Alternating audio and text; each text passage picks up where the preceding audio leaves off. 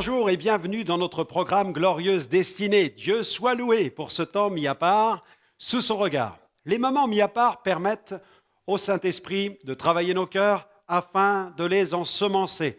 Il désire que notre cœur soit ouvert, bien disposé. Et pour disposer notre cœur au ministère de la parole, il n'y a rien de mieux que la prière. Je vous propose de prier maintenant avant d'aller plus loin. Seigneur, merci pour ta parole. Merci pour le ministère du Saint-Esprit. Nous voulons recevoir ta parole comme étant la bonne parole de Dieu, Seigneur. C'est elle qui peut nous permettre de grandir et de développer notre foi afin que notre vie te glorifie chaque jour. Amen. Amen. Gloire à Dieu. Aujourd'hui, j'ai intitulé mon sujet « Manifestation de puissance ». Oui, notre Dieu est tout-puissant. Il peut produire de puissantes manifestations. Waouh! Je vois déjà que le sujet vous intéresse. Mais avant d'entrer dans le vif de ce sujet, nous allons écouter Jerry Tabary qui nous conduit dans un formidable temps d'adoration, un medley dont lui seul a le secret. On l'écoute et on se retrouve dans quelques instants.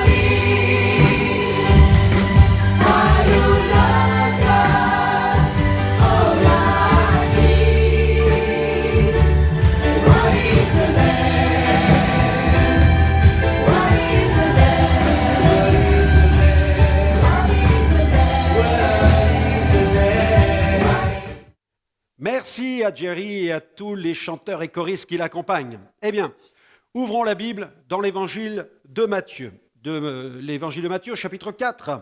à partir du verset 17.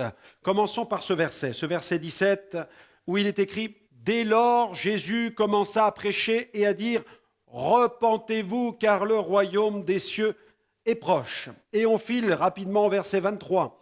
Le verset 23 qui nous dit « Jésus parcourait toute la Galilée enseignant dans les synagogues, prêchant la bonne nouvelle du royaume et guérissant toute maladie et toute infirmité parmi le peuple. » Sa renommée se répandit dans toute la Syrie. On lui amenait tous ceux qui souffraient de maladies et de douleurs de divers genres, des démoniaques, des lunatiques, des paralytiques, et il les guérissait. Une grande foule le suivit, de la Galilée, de la Décapole, de Jérusalem, de la Judée et d'au-delà du Jourdain. Amen. Gloire au Seigneur. Je venais de terminer une campagne d'évangélisation dans un pays africain. J'étais à l'aéroport du pays, prêt à embarquer. La police contrôlait mes bagages et avait fait la découverte des cassettes vidéo de la campagne qui étaient dans mon attaché-caisse. Alors le policier, prenant une de ces vidéos dans sa main, il me regarde droit dans les yeux et il me pose la question « Avez-vous quelque chose à déclarer ?» J'ai répondu en lui souriant « Oui, j'ai quelque chose à déclarer. » Et là, l'évangéliste qui est en moi s'est réveillé, j'ai dit « Jésus guérit, Jésus libère, Jésus sauve !» Waouh! Immédiatement, d'autres policiers sont approchés pour voir ce qui était en train de se passer quand tout à coup, l'un d'eux m'a reconnu. Il m'avait vu à la télévision pendant la semaine. Immédiatement, ils m'ont laissé passer. Dieu avait fait de grandes choses dans cette campagne. Des sourds, des aveugles, des possédés, des muets, des boiteux avaient été visités, touchés et guéris. Cette mission a été comme une avalanche de miracles. Nous avons quelque chose à déclarer. C'est l'évangile accompagné de puissantes manifestations. La Bible dit ceci dans Marc 16, verset 20. « Et ils s'en allèrent prêcher partout. » Il est question des apôtres. « Le Seigneur travaillait avec eux et confirmait la parole par les miracles qui l'accompagnaient. » Alléluia.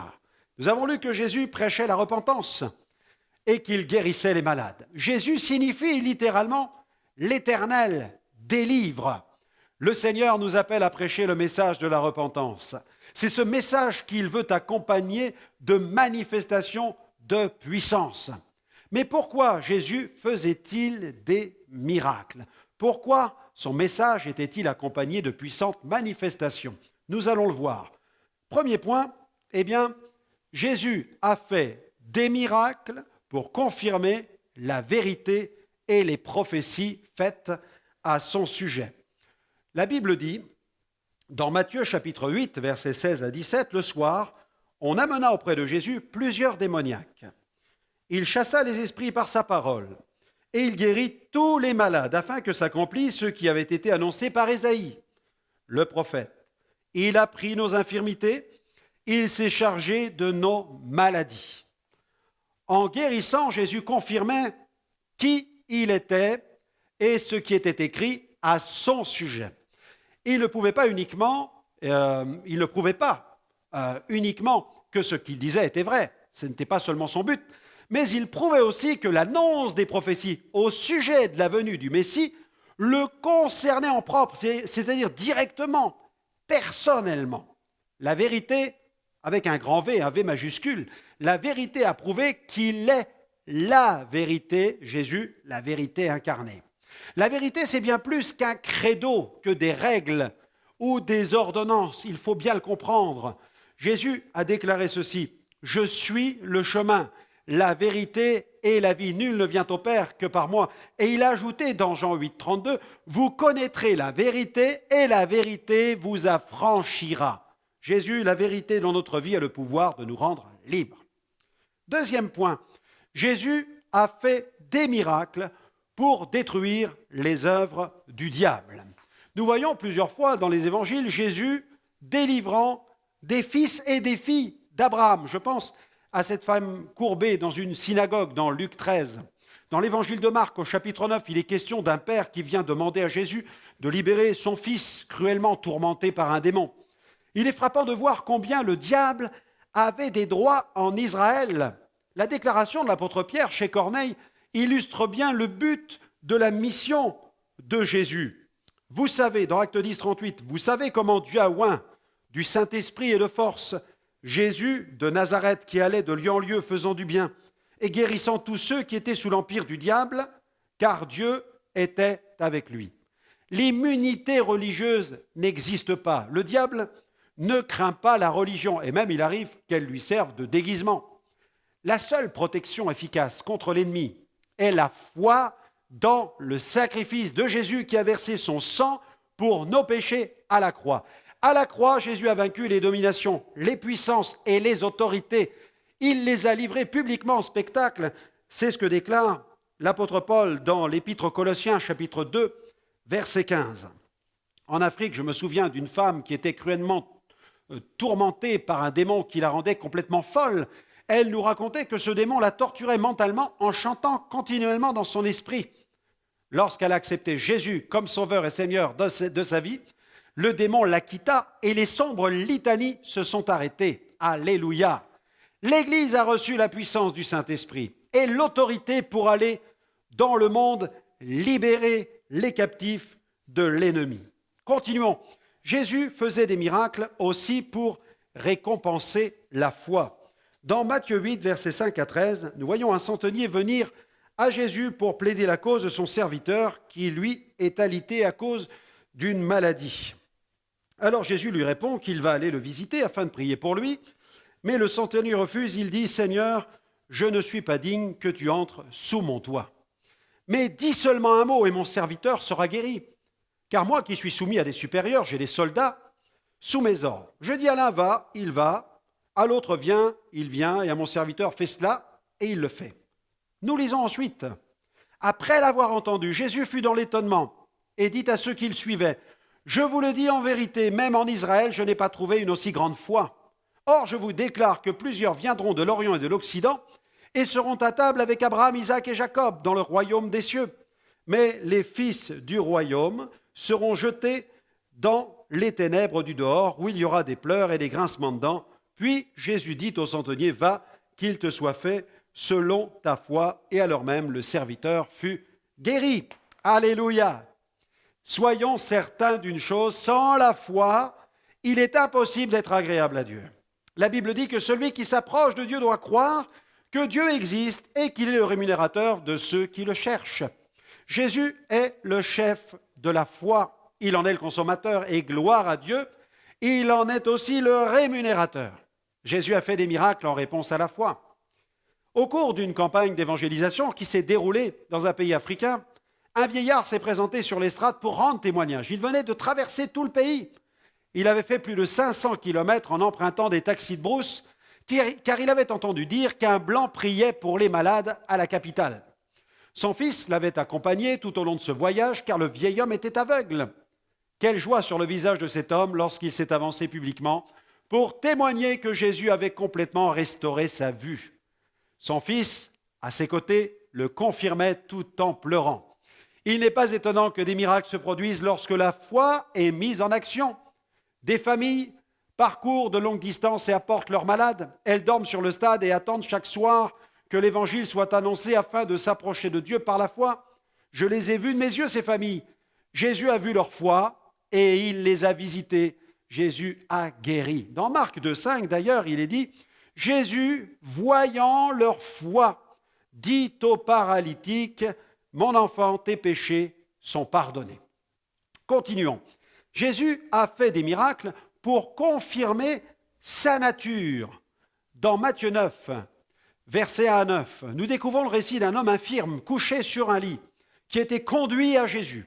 En voyant cet infirme venir à lui, Jésus a fait une déclaration qui a secoué les chefs religieux. En effet, Jésus a dit, « Et voici, on lui amena un paralytique couché sur un lit. Jésus, voyant leur foi, dit au paralytique, « Prends courage, mon enfant, tes péchés sont pardonnés. » Avant de guérir cet homme, Jésus lui a affirmé que ses péchés étaient pardonnés. La déclaration de Jésus a provoqué une réaction violente de la part du pouvoir religieux qui a accusé immédiatement Jésus de blasphème. Il y aurait eu blasphème si Jésus avait été un homme pécheur, mais Jésus n'est pas un homme pécheur, il est le Saint de Dieu, il est le Christ.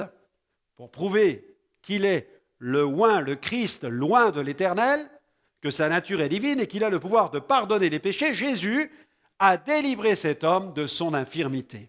Il a signé sa déclaration de pardon par une manifestation de puissance. Il a prouvé que sa nature est divine. Dans les divers pays où je me rends, le message que j'apporte est toujours centré sur Jésus, le Fils de Dieu capable de pardonner les péchés. La repentance et la réconciliation sont annoncées. Bon nombre invitent Jésus dans leur vie et font la paix avec Dieu, ce qui permet au Saint-Esprit de confirmer la prédication. Le terrain est alors propice pour des manifestations de puissance. En Inde, 33 millions de dieux sont enregistrés dans le panthéon indien, des dieux et des idoles. Ces dieux sont représentés sous la forme d'idoles de pierre. Ils ne peuvent ni entendre, ni voir, ni étendre leurs mains pour guérir ou faire quoi que ce soit. Mais Jésus n'est pas une idole, il est vivant. Il s'est incarné, il a pris forme humaine, il est venu parmi les hommes. Il a vécu une vie parfaite, sans péché. Il était rempli de toute la plénitude de Dieu. Loin du Saint-Esprit et de force, il faisait des miracles qui confirmaient sa nature. Mais il a été rejeté, on l'a cloué sur une croix, on l'a mis à mort. Mais le troisième jour, alléluia, il est ressuscité. Jésus est ressuscité. Poursuivons. Jésus a fait des miracles pour glorifier son Père. Amen. Quand nous lisons l'histoire de la guérison de l'aveugle de naissance, nous réalisons aussi que Jésus fait des miracles principalement pour un but, glorifier son Père. Les disciples cherchaient à connaître les causes de l'infirmité de ce pauvre aveugle. Ils pensaient que cette condition physique était due à des péchés que lui ou ses parents auraient commis. Ils faisaient erreur. Qu'en est-il? Qu'est-il écrit dans la parole? Dans Jean 9, verset 1er, la Bible dit « Jésus vit en passant un homme aveugle de naissance. » Ses disciples lui posèrent cette question « Rabbi, qui a péché, cet homme ou ses parents, pour qu'il soit né aveugle ?» Jésus répondit « Ce n'est pas que lui ou ses parents aient péché, mais c'est afin que les œuvres de Dieu soient manifestées en lui. Il faut que je fasse, tandis qu'il est jour, les œuvres de celui qui m'a envoyé. La nuit vient où personne ne peut travailler. Pendant que je suis dans le monde, je suis la lumière du monde. » Après avoir dit cela, il cracha à terre et fit de la boue avec sa salive, puis il appliqua cette boue sur les yeux de l'aveugle. Il lui dit « Va et lave-toi au réservoir de Siloé », un nom qui signifie « envoyé ». Il y alla, se lava et s'en retourna, voyant clair. Ses voisins et ceux qui auparavant l'avaient connu comme un mendiant disaient « N'est-ce pas là celui qui se tenait assis et qui mendiait ?»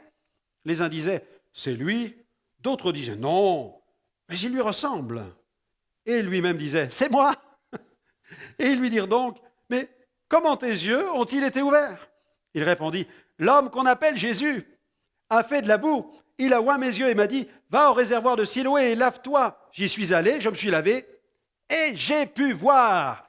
Alléluia! N'est-ce pas merveilleux de découvrir que notre Père céleste, par son évangile de grâce, veut accomplir de puissantes manifestations dans des vies pour être glorifié.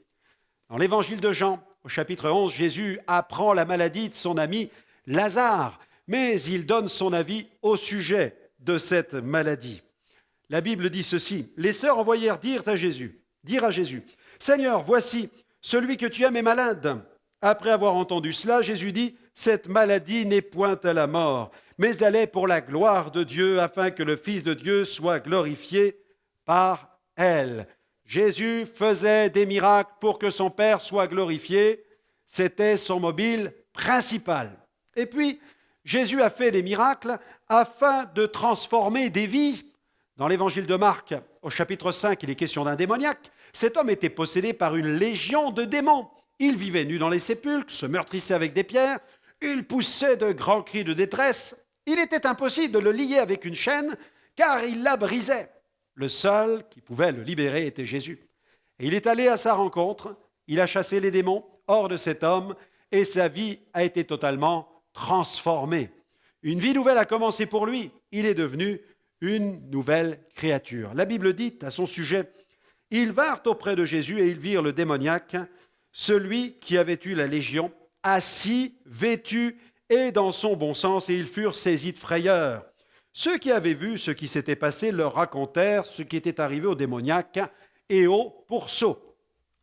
Quelle puissante manifestation! Lorsque la vérité est confirmée, les œuvres du diable sont alors détruites.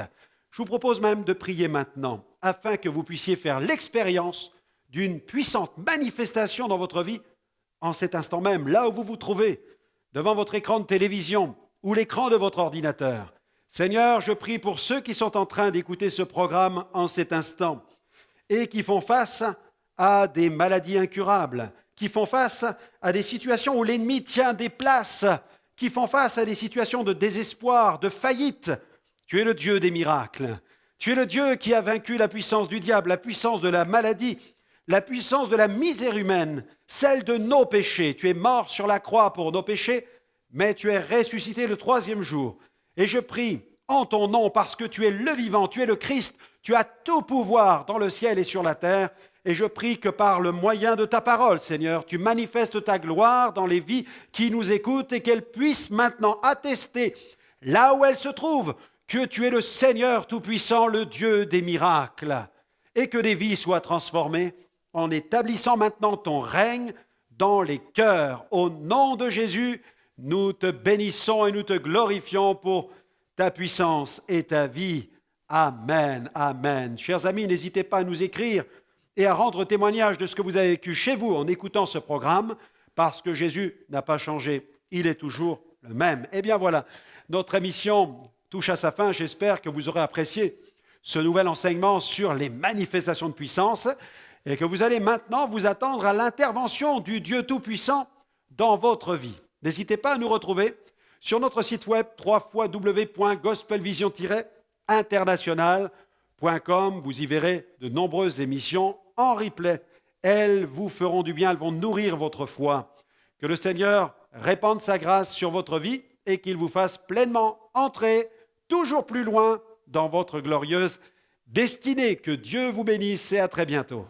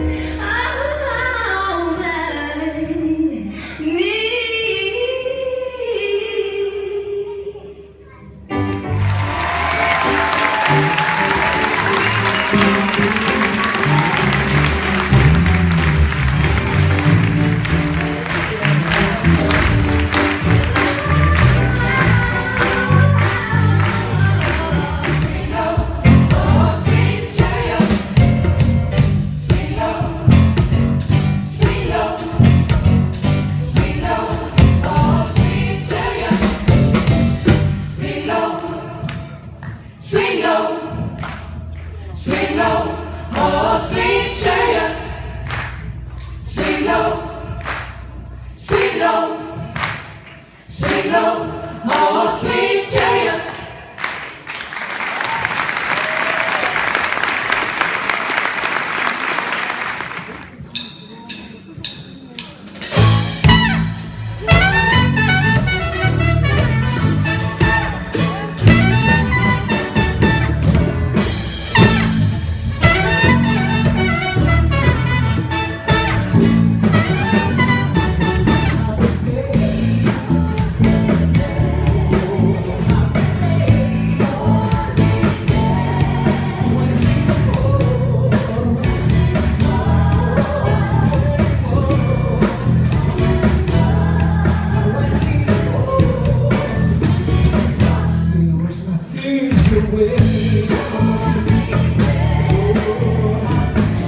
Oh, happy day.